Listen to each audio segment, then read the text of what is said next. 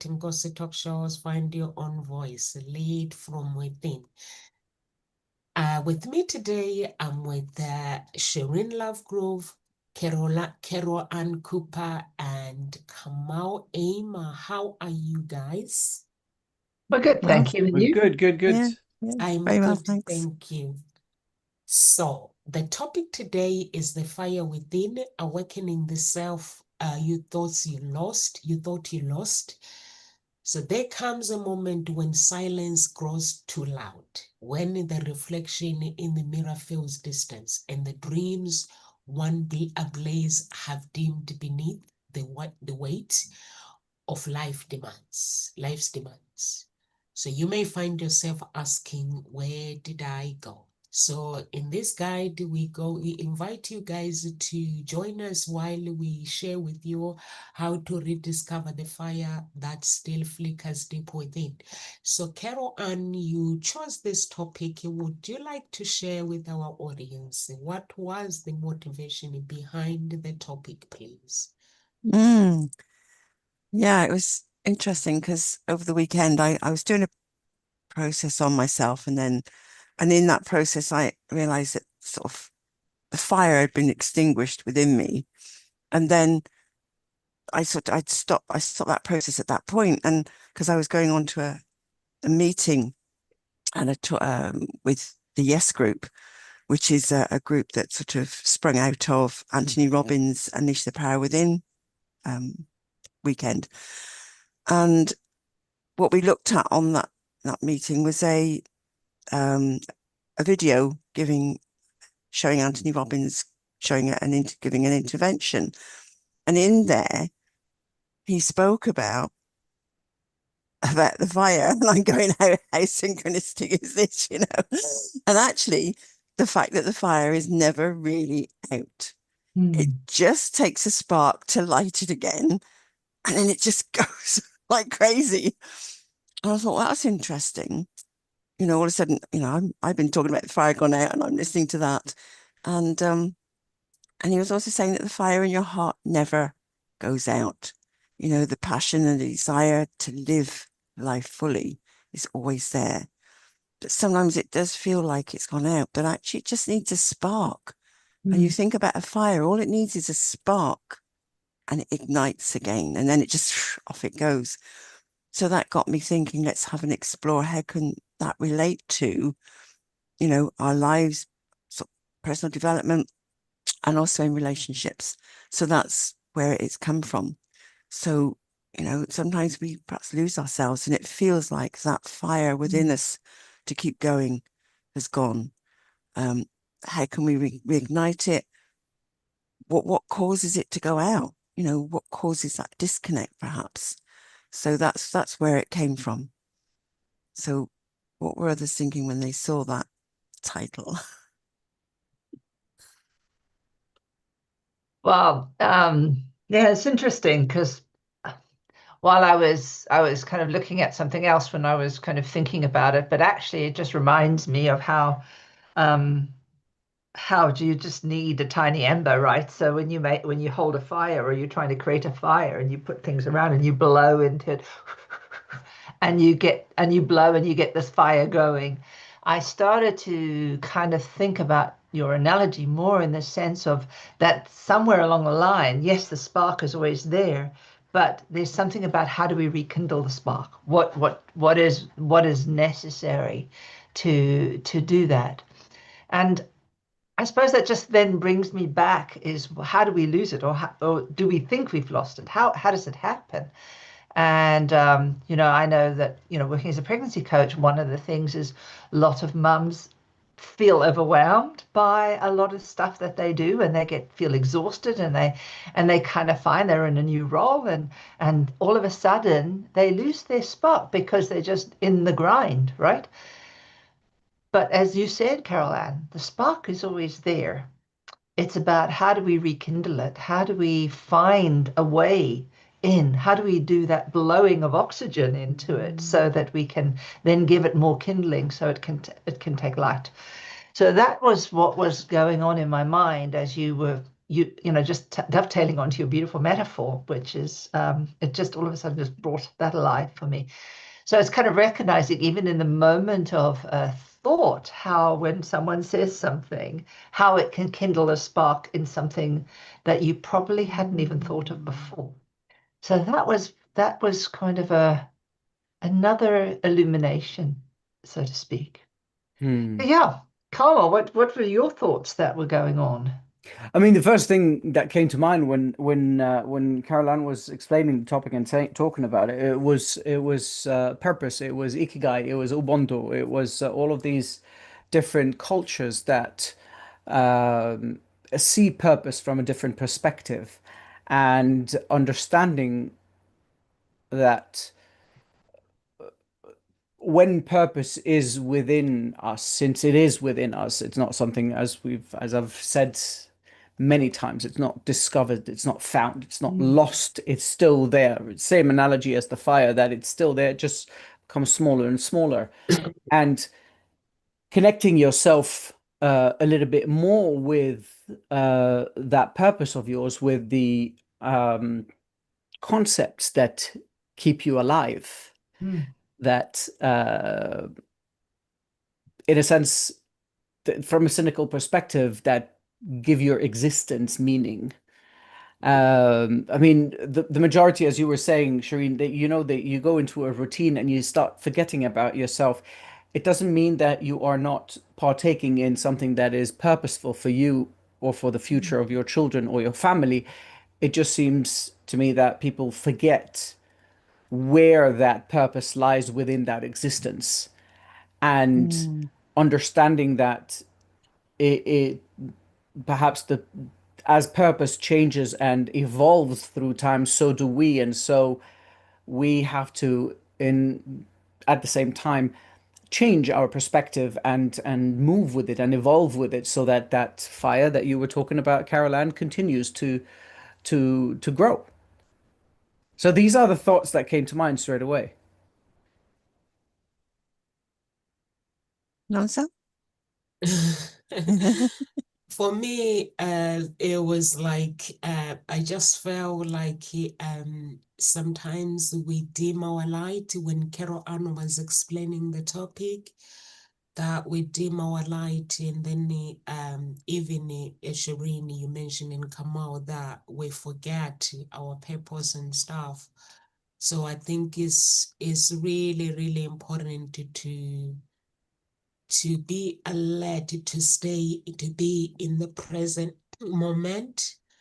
And being in the present moment, it means take time sometimes to pause without judgment, and acknowledging that somewhere along the way, the light has been dimmed. It needs to be when the light is dimmed, actually we go for survival. We forget the surviving thing, the love for love, acceptance, and simply because life it got loud, and so just need to bring it back alive. I love that. Life got loud. Yeah. It can get very loud. And it's that external pressure from life, and modern life can get very fast, and it's that sort of, there's an expectation, it's sort of productivity. Are you being productive? Are you succeeding? And there's always that is there in the background, and that then can squash us. We sort of get caught up in that, and we lose that sense of ourselves, and we sort of have that disconnect. And I love what you were saying, Shireen, about, yes, that you become a mother, and that role gets taken over, and it's like you lose yourself in there. You get married, you're a wife, and you lose yourself in that role. And it's easy to lose yourself because it is that life gets loud in other ways. There's all those demands on you. And so it is very easy for the dreams that you had and that purpose that you felt you had to sort of diminish. And yes, I agree with you, Kamal. There is that purpose. There's a drive within you of life, and knowing that there is more to life, and you're here for a purpose. But everything else crowds in and and talks louder, and you sometimes miss that, or you not miss it in as much as you can't hear that whisper, because it is usually just a whisper. And I was doing a process last week, and I connected with something that happened at my birth, because I realized I was at a forceps delivery birth, and I reconnected with that whisper that was there, that just said, it's all going to be okay. And I completely disconnected from that, and it was still, oh God, there's that concern, that worry. And so it is that being able to go into that quiet, quieten out, somehow block out the loudness and all the pressures of life, and reconnect with yourself, that purpose, your higher intention, what you're here for.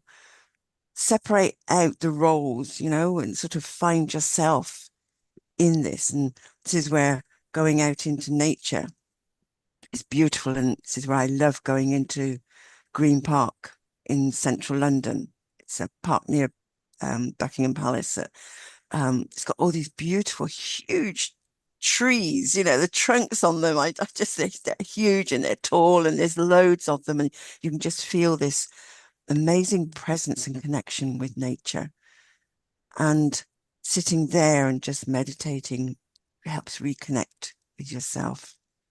So something like that can help you, again, connect with nature will help to reconnect that spark, bring you back to that, what is your purpose here? And that excitement, oh yes, I could do this, or I could do that. And then it's sort of recognizing where all the chatter comes in, the limiting beliefs, where have they come from? They're the sort of things as well that can dim that fire and potentially put it out.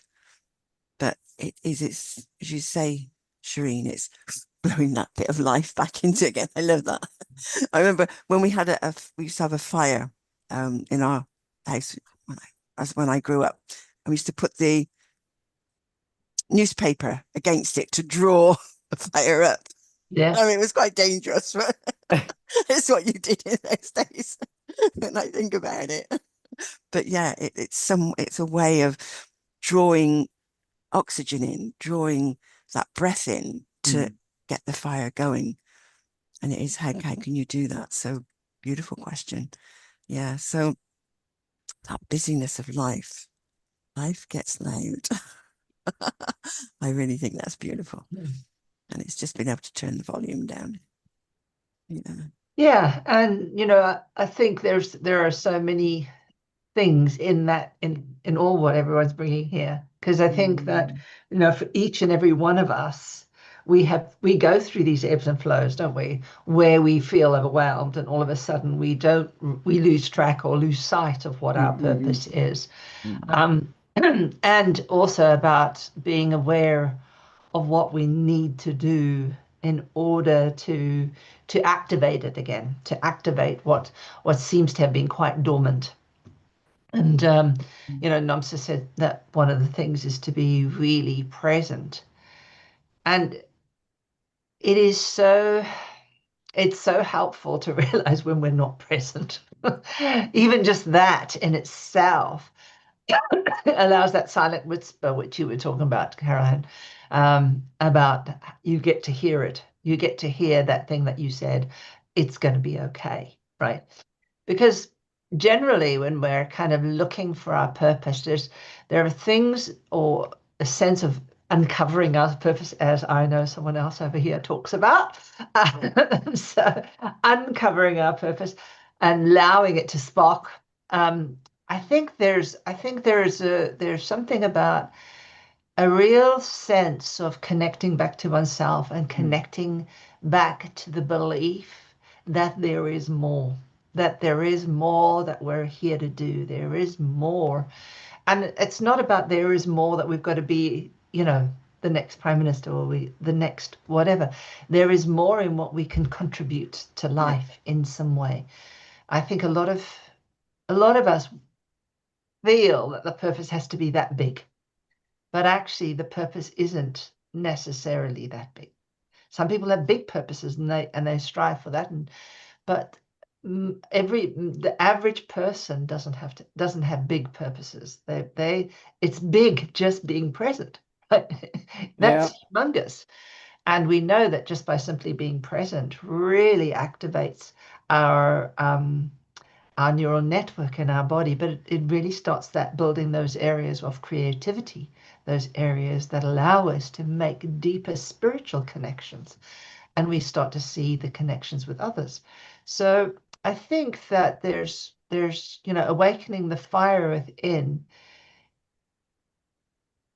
and just being aware and present that there is a fire even if you can't see it yet, and to just stay with that feeling of the spark, or even the idea of, as you said, Caroline, going into nature. But sometimes there are people that are depressed that don't want to go anywhere. So how do you do that? And you've got to have a certain level of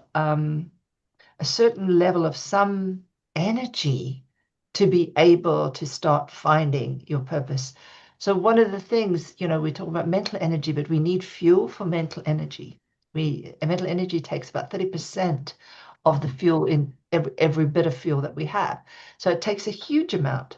So we need to be able to feed ourselves well, to give ourselves enough oxygenation, which going to the park is going to do that, isn't it? It's going to open us up to those areas. So even those simple little things, and drink more water, 3 key things, really important, to really start the process of igniting within your cells that then has a creative knock-on effect. And I think we don't think about each cell being a generator. I would suggest that we start, even if we feel overwhelmed, that we take a little moment to think, okay, how can I just generate one cell? One cell. How can I feed one cell, give that one cell what it needs? A little bit of oxygen, a little bit of exercise, a little bit of water, a little bit of food that nourishes me, and a bit of and a bit of rest time. And you've got the perfect criteria to start an activation for a spark to happen, right? Because what is energy? It's just a different form of heat, a different form of fire. So in humans, it's a fire, right? In humans, it's energy. In the outside world, it's a fire. So yeah, how do we generate that so that we can then have it move into the areas of our mind, our soul, our body?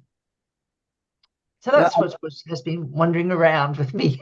My mind is just wondering with what you're saying, and I love it because it fits very well with how I'm presenting, in a sense, certain things and certain ideas that you're talking about in the book that I'm writing. And one of them that is very important is I'm breaking down the myths of purpose. And one of them you mentioned is that a purpose doesn't have to be grand. It doesn't necessarily have to be that. Like if you look at purpose um, from cultural perspectives, especially the ideologies that are really impactful. If you look into purpose, you have in Africa, you have Ubuntu, and Ubuntu is a purpose is formed through the cultivation of relationships, right? The motto of Ubuntu is I am because we are. So if we can if we understand our place in that us, then purpose can be ignited again, right? Yes, we talk about the chatter and all the noise that is coming around us, and well, dimming us would not be it. It's just that we get lost within that noise outside of us, that we forget to listen to the noise that's within us. Uh, I don't believe in the dimming of the light of ourselves. I believe that if we dim ourselves, it's simply a depressive state or something like that. dimming ourselves would be harsh on the person. Dimming ourselves meaning we can't see uh, any reason for anything that we're doing. Mm. So if we consider that the chatter outside of us is louder, as Nomsa and then you were talking about, Carol Ann, then perhaps there is some noise outside that we could use to be part of the us around us. Mm. The the other thing that I like as well about the Ubuntu is thinking about what we can achieve as people. So what part of me can be part of the grand picture of humanity? What can I provide to humanity? How can I embellish this humanity? And all of these points they point back to the purpose that I enjoy talking about so much. You have it in the Japanese system of ikigai, Mm. right? What Mm. can you contribute to society? Contribution is a big part. Mm. And you look at Okinawa, it's one of the largest communities of centennials living purposefully, living without illnesses, living healthy, living, contributing to society, to the people around them. And this is also part of the thesis, right? Shireen, you remember when you were kind enough and helped me out and supervised it. I was talking about that there's something called the blue zone, and the blue zone is all of these areas in the world where they apply purpose in their life. And all of these small areas, you have Sicily, you have Okinawa, you have some of the Polynesian islands, you have many of them are islands, funnily enough, because they have to find some sort of self-sufficiency in their small land. And by doing that, they find purpose in everything they do by providing to the rest of the community and find purpose within or understand their purpose within that community. And so they manage to also uncover their own purpose in their way. So I don't believe in dimming ourselves in that sense. Mm. That's something that I wanted to mention. As Shireen and you were mentioning, Caroline, these small things that we can do is just a walk, nature. I'm gonna go even a bit further and make it very simple. It is simply doing anything whatsoever that brings you a little bit of joy, brings you back to that childhood. Think of when you were a child, before I'm gonna say before 12, when all the chatter around you didn't matter and you did things that you enjoyed Mm. doing, that you dreamt, that you drew certain things, that you built certain things, whatever joy you find in that specific moment, as we're saying, we were living in that time, we were present with our toys, with our games, with our playfulness, with our childhood, and we found purpose in it. We understood our purpose in that small area until suddenly we started getting affected by the noise around us. We started getting conditioned by society, by elders, by teachers, by everything around us. And bit by bit, we forget the purpose that was driving us to dream. And so I'm on the same track as you, Caroline and Shireen. Do something that you enjoy. If it's sitting down and playing games on the computer, do it. It's good for your cognitive behavior. It's good for your reflexes. It's good for many other things, right? Read a book if you want to read a book. Have a special coffee like I have in the morning. Uh, being with your children doesn't necessarily mean doing things with them. For people with ADHD, we enjoy very much parallel play. I can't do the dishes if somebody talks to me, I'll do the dishes. And I'll have a conversation and everything because I'm not paying attention to my dishes. So do some parallel presence with your children if you must to feel that presence. Sit down. If one is playing a game, sit down. Can I watch? Yeah. Can I sit down and read and be there? Listen to them. Just presence. presence of mind, presence of mind actually in certain situations that allow you to connect with what makes you feel comfortable, brings a little bit of joy. And I'm not using the word happiness because you can be happy anytime. So yeah, that's my perspective so far. And I'm fascinated by this conversation, and it's bringing lots of great points and things that are useful. I love your use of the word joy, bringing joy in there. Right? It's not just happy. There's something about joy. It's It's joy, that yeah. spark, isn't it? It's a There's that. spark, right? It's joy. It's different. Yes. Yeah. Yeah. Nomsi, you're muted. Nomsi, you're muted. I like it, Kamal, when you say do something that you enjoy.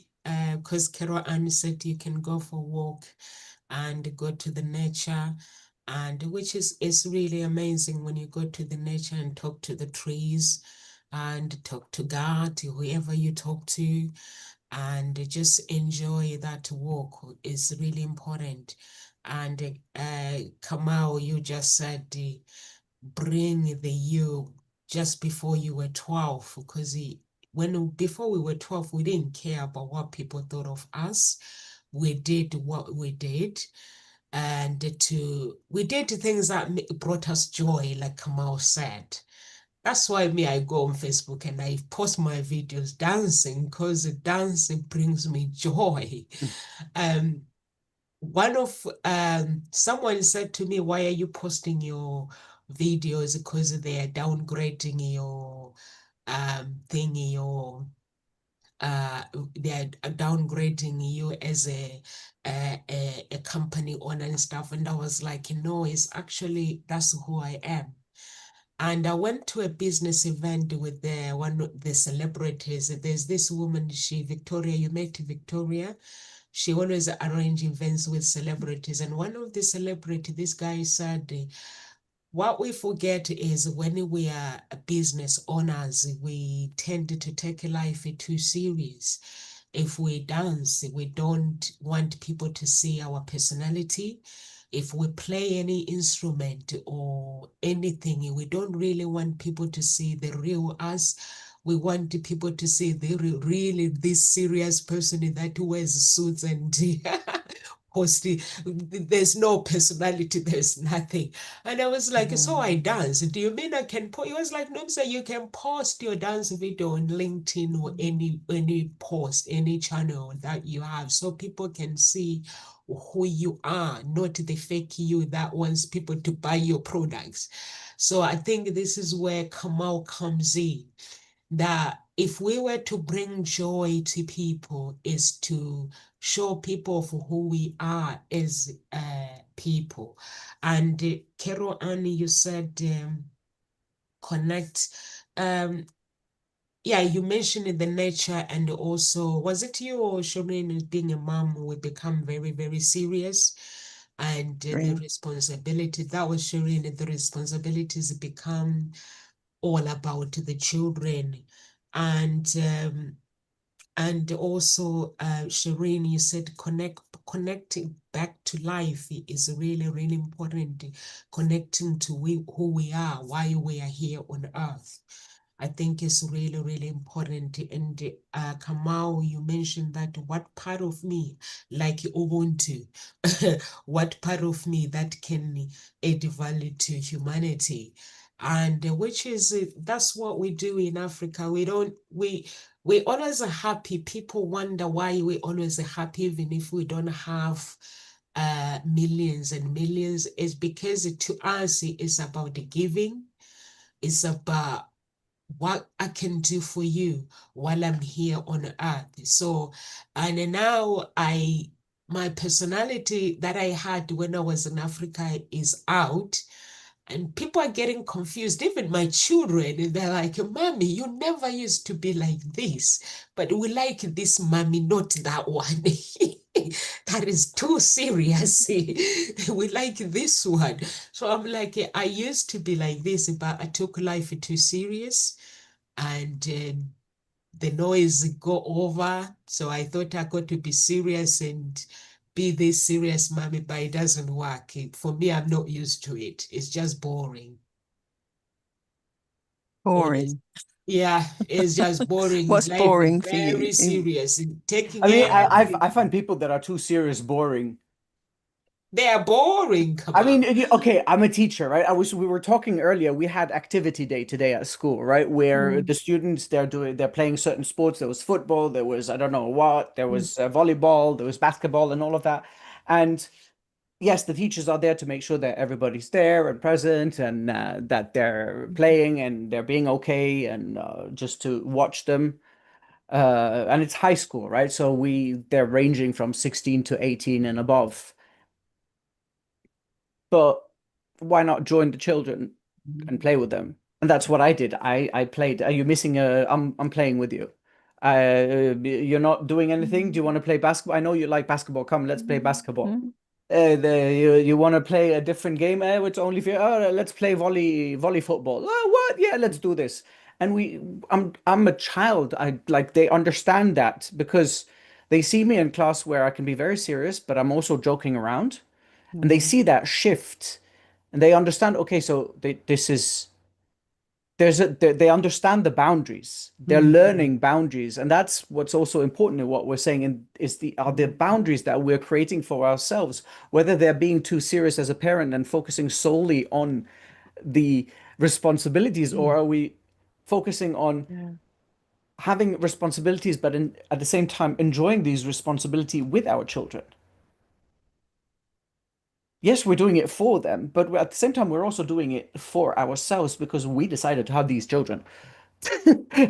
So there is a part of it that is our own responsibility. It's ours for them. So as we're talking in Nomsa, this is part of the community. This is how we are together Yeah, for each other. that's more like it. And also, Kamau, it means whenever the children have problems, they can actually come and confide in you because they've seen the different side of you. So they can sit down with you and say, "Are you free? I need to talk to you." And then they feel comfortable Mm, to be around you. Mm. There's a connection, there's a bond that happens. Mm. And I always used to enjoy getting involved with things with the students at school. It's like, instead of this step yeah. back and be serious. And what was interesting was actually this what came up with this intervention that Anthony Robbins was doing. This person was talking about there's like two parts of him. One was the entrepreneur and one was the hippie. And it got me thinking as it, because when someone's going through a process, you find yourself going through it at the same time, which is, I think, absolutely brilliant. But I realized there was within me, there's the educator and the playful child. And realizing there's things around education and what you're told is you haven't got time for play, and it becomes too serious. And what I'm wanting to bring in is play and playfulness and that playful part of me. And I think this is where I've realized that disconnect in attempting to bring my business together. I'm wanting to bring play and playfulness back into the game of writing. Mm. And it's like, no, I haven't got time for that. I've got time. You've got to sit down and work through it and keep writing and push yourself. And no, there's ways of playing. And I've always been intrigued by the fact that when I was at Teacher Training College, we were actually taught how the importance of play. And there's actually a book about the importance of play and how play is fundamental to people being able to learn. And not just children, adults as well. But we get that sort of drummed out of us. Yeah. And it's bringing that back in, that playfulness. So yes, what you said, Kamal, what was something you really loved to do and that you stopped? Start doing it again, play with it. And I love bringing in the metaphor because I love playing with jigsaw puzzles. I love playing games. And I will sit down and do a jigsaw puzzle and also bring in the metaphor with, if I'm a bit stuck with my writing, what am I saying to myself about this puzzle? And then I'll do some brain gym or maybe do some meditation or something, or just bring me into the present moment and shift my thinking. And then I'll go back to the puzzle again. And it's like all of a sudden pieces go ping, ping, ping. And I'm saying something different. And then my writing starts flowing. And so it's using jigsaw puzzles or games in that way. There's that playfulness, and it allows for fun and for an opening and a freedom, you know, with your writing. And you could bring that into any aspect of your life. I bring it into me actually creating my business, you know, what's happening with that, and play games or something. And what am I saying to myself as I'm playing the game? Because that's what I'm saying to myself about the business, something to, you know, build the business, or even around money, things like that, you know. It just brings out that deeper underlying beliefs that are driving you, and that you can actually then do something about it. Because until you notice them and really hear and capture that, you can't do anything about it. So it's playing with that, and just playing with life. You know, what's happening in your life? Who's showing up? It's like just recently, I noticed some of my cousins, they went away for a weekend, or, you know, for a few days. And I'm thinking, I didn't get invited. And I felt left out, and I felt like I was really quite upset and making them wrong.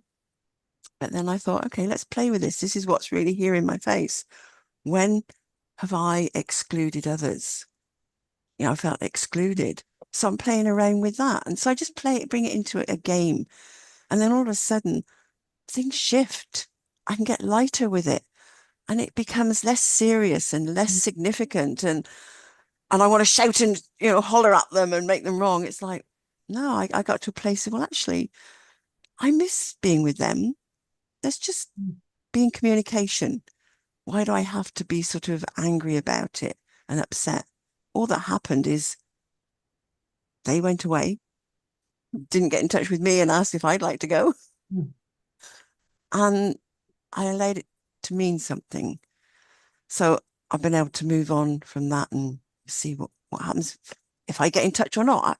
Right now, that anger has gone, that's dissipated. That love for times I have spent with them is there.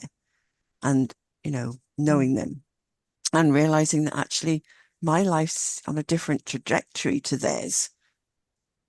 You know, do I actually want to connect? Or am I happy with the trajectory I'm going on? Yeah. Who knows, in the future we might reconnect. But I can let it go and move on. It's not holding me back, because it was holding me back from doing something that was really important at that time, in terms of creating an event on Eventbrite on Saturday. I was wanting to put my mind to that, but I couldn't, because I kept being dragged away by the angry thoughts. And as soon as I let that go, it was like boom, boom, boom. The event got sorted and I was able to publish it, you know. So it's, yeah, playfulness really has a part to play. So certainly, what was something you used to do? Bring it back in again, play. And really get connected with that. So I'm going to bring together the educator and the playful child. Because going back to what I was saying about that intervention that I was watching, the entrepreneur and the hippie came together. Yeah, I was going to ask you, like, why do we have to separate our lives in every part of our life? Why can't he be a hippie entrepreneur? That's right. It's But like, he separated himself, and that's what he realized. exactly, right? And it's like, okay, realization that actually there was a common thread that each of them had, and it was getting back to that common purpose that they had. They had differences, but that was okay. They found that commonality, and yet they were able to come together. And it is what in us pushes us apart, because it's like, no. Crazy. Yeah, it is crazy, isn't it?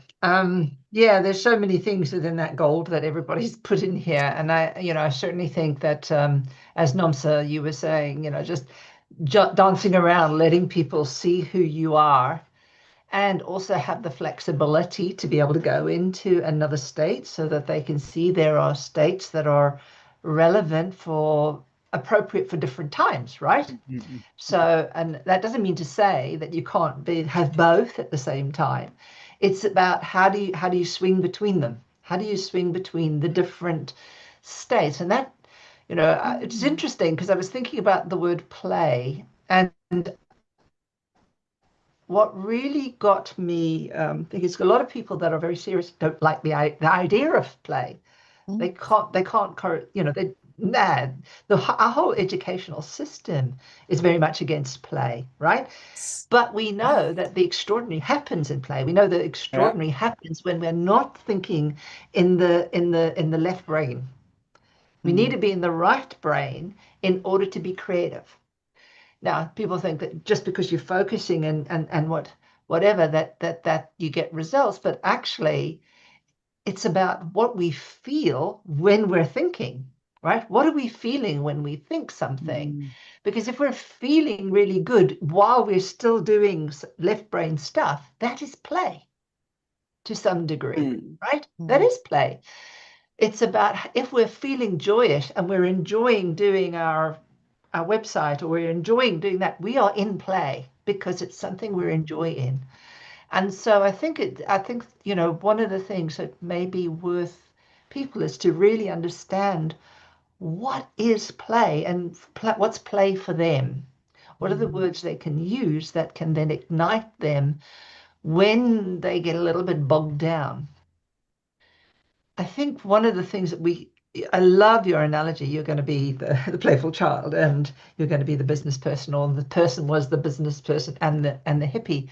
Well, we are from birth, we are in separation, right? And the way we are taught is separation because of the way our brain works. But of course, we know when we bring them together to work together, our left and our right side come together, then we get this wholeness that comes out. We can work with our left and our right side evenly. The ideas flow and they have a creative flair that sits with it. So that was what I was really thinking about in the sense of, one, what do we need to define for people? Have the flexibility to move between the systems, have an awareness when we're in one system and we need to bring another system in. So when we need to activate, when we are snowballed going down, narrowing down, how do we activate that to expand out so that both of us come forward, right? Well, we all have multiple personalities. It's just that we seem to have one core personality that integrates all of them and we present them at the same time.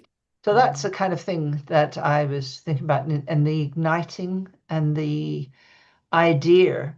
So I suppose what I was thinking in a sense when Carmel said, oh, do this parallel processing, I can do this because that's part of ADHD. I think what's really key there is still to be aware about how are you generating in the sense of, like as Carol Ann said, you've got to be thinking about things. So how do we use our thought in this process to drive us to the next state? So, when I'm going to sit next to somebody and be present, how do I use that state to increase in purpose, to activate a desire? You were saying, Caroline, the idea of when you felt left out and you thought, I'm gonna let's work with this. Let's make it a game. Let me go and use this, whatever's reflected. If we think we're the mirror, whatever's reflecting in the game we choose or the task we take, it's not necessarily a game, but it's the reflection that we do within it, right? When we ask the question, how is this related to this? I'm choosing this. Like, I love needlework. So how would I be sticking a needle? How many times I look back and admire my work? How long is my thread? All of these things, when you start to really look, we realize we are such a metaphorical creature. And actually, those are where our solutions are, right? Because we're working in that metaphorical world, even though we don't understand that we're there. But I think if we can do what you said there, Caroline, is just, have something that we have a go-to, Like you've got your jigsaw puzzles, and I have needlework and knitting Mm. and cooking and whatever that is. But if we did it with purpose, right? And we're back in purpose, I guess, a little bit. If we did it in purpose and we used that as a place to springboard, to activate, to ignite, um, then and understand that that's what it does. That's the match. You know, it's the striker where we actually take that action is where we strike and light the fire. So yeah, those were the things that I was thinking about. And it was really lovely to hear, about the boundary, being able to know. And I think that does require a real sense of an inner self that understands when we're in one state and when we're in another, and to be very clear about those as we navigate the field. Mm. Yeah, those were the things that came up for me. Yeah, no, I wanted to share, but I can't share it with you. I wanted to share the actual image of Ikigai, but people can look it up, and that's why I was thinking when you were talking, Caroline, earlier about the separation. Um, we don't need to separate things. If you look at Ikigai, right, it's four circles, right? And they're concentric. They each are within each other, and then in the complete middle there's that circular square, if you will, right? And that's the ikigai, that's the purpose. But each circle takes part of the other circles, right? And there are four of them. It's what you love, what the world needs, what you can get paid for, and what you're good at. Mm. And so when you combine them all together, it means that each circle touches the other one, and that's where you find ikigai, right? And if you look at two circles for each part, you'll find where you find your mission, for instance. That's what you love and what the world needs. Where you look at what you're good at and what you can get paid for, that's your passion. What you get paid for and what the world needs, that's a vocation. Um, what you love and what you're good at, that's your passion. The other one, paid for, and what you're good at, that's profession. So you see, you can separate, but they're not separate. They're together, right?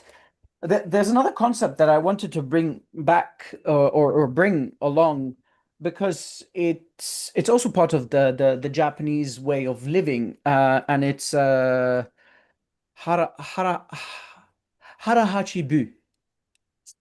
Okay.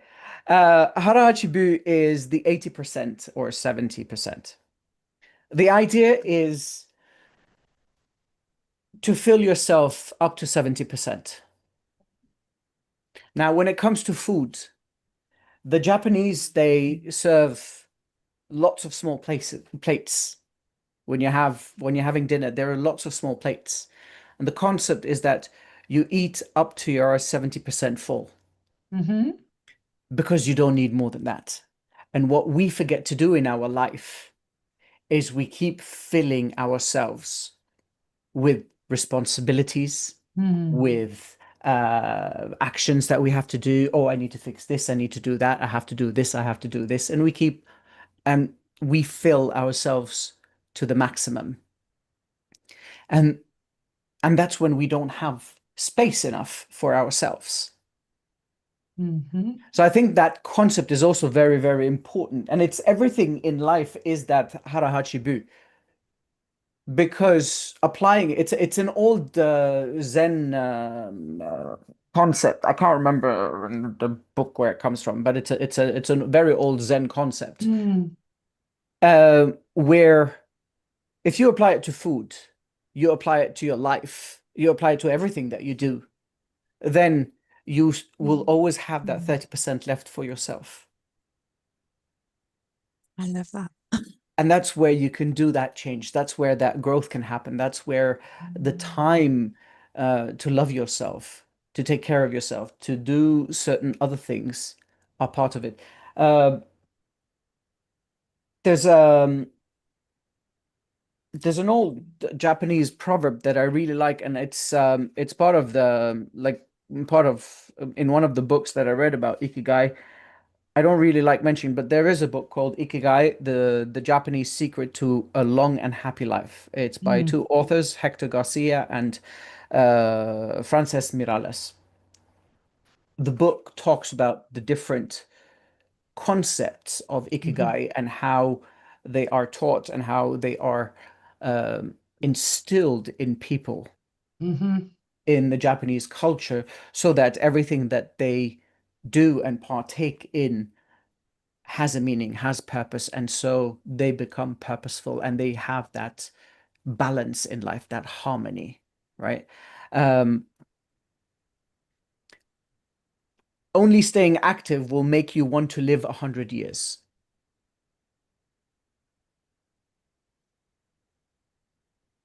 Mm.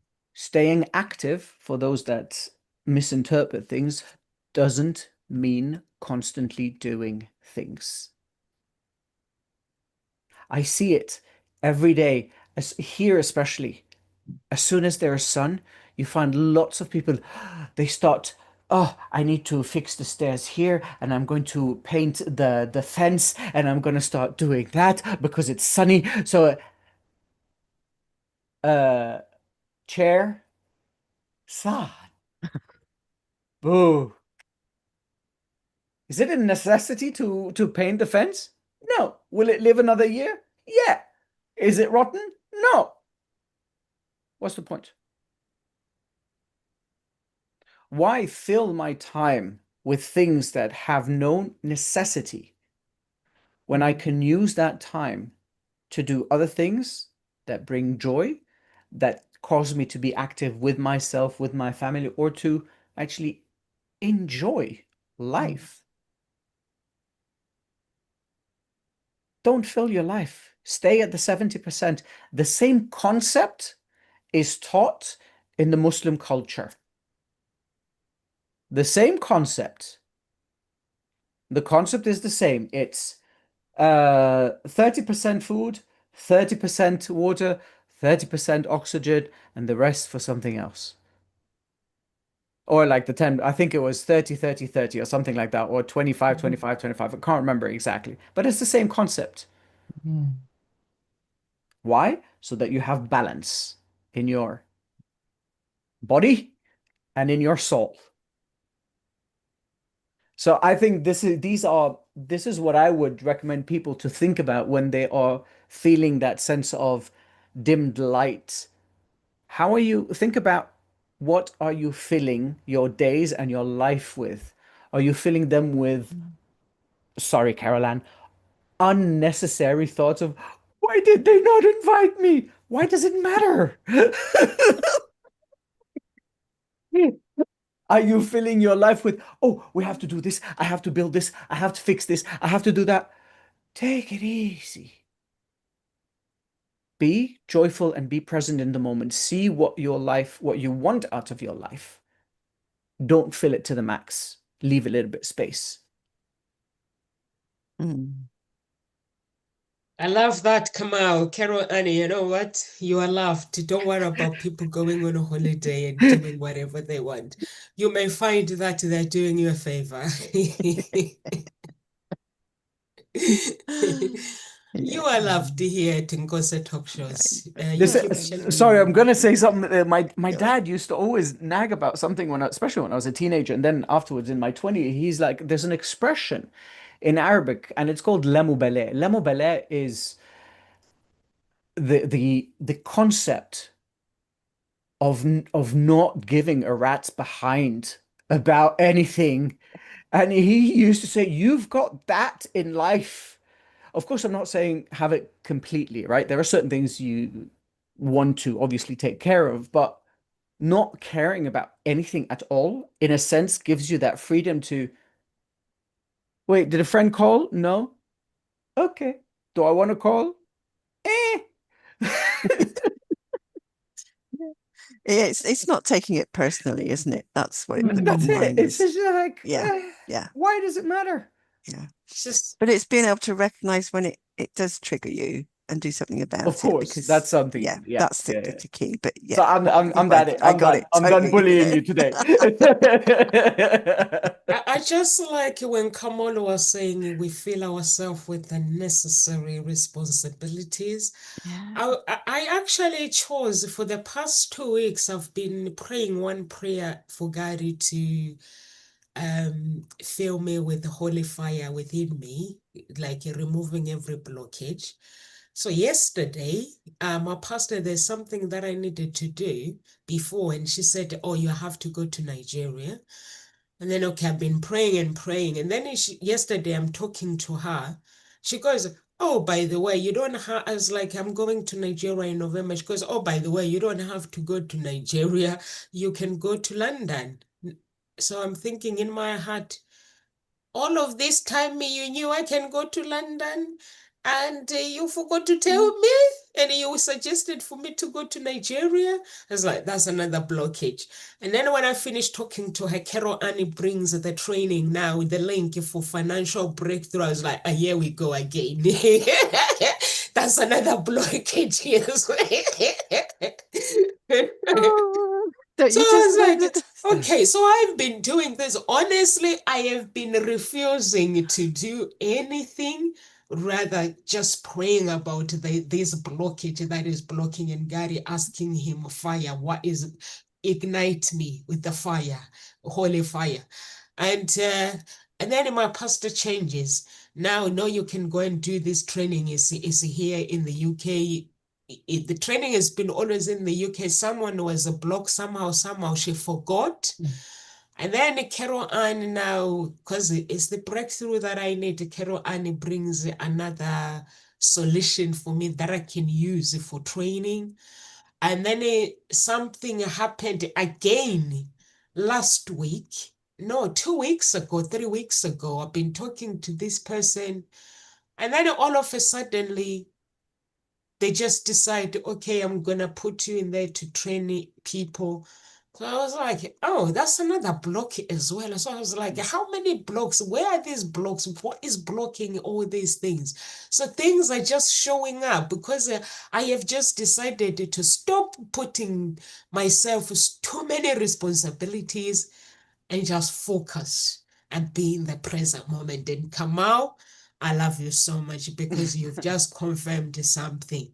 And also, Shireen, you said understand what is play. I have also decided that I'm not really going to take life too serious. I'm going to focus on what I need to breakthrough from, and I'm not going to stop until I get to that breakthrough, but I'm going to do it in a funny way. And also, Carol Annie, you said it, playing with life, who is showing up into your life. And I hope that the advice you gave it to us regarding your cousins going away and then it triggers. I hope you're going to take that, because for me, I've taken it. I'm just going to be aware that I'm not going to let things trigger me that are not necessary. Mostly the things that helps me is when I find myself complicating life, I think about Kamau.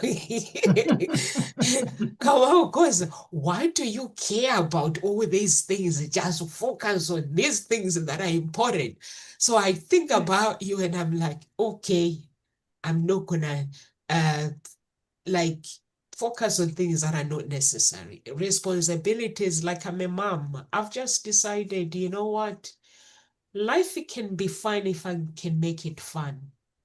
But at the same time, I want to be a billionaire, but in a fun way. So that's where Carol Ann come through. Oh, lovely. Yeah, So it's yeah, 9 minutes past, guys. so I'm just gonna leave. There's a quote by Brianna West. Your spark can be dim, but it never disappears. Reignite it with truth, rest, and a return to what you love. And I think that beautifully sums up what we've been saying, and just realize that actually consider that the fire has never gone out. It's just buried under the ashes of survival. And all it needs is that oxygen bit of space and intention to come alive again. So that's just what I'd like to leave our listeners with. Shireen, what would you like to leave them No, with? I think that you've summed up everything. I think they're all very beautiful. And, I think as we were talking earlier on, is that, there is part of you that, is never forgotten. The fire is always there. I think that's important. Even in the silence, it burns. So it's there. So pay attention to that. It's always burning. It's always a light. It's always a flame. It just needs something, presence. Give it the present it needs, the oxygen, the food, whatever it needs.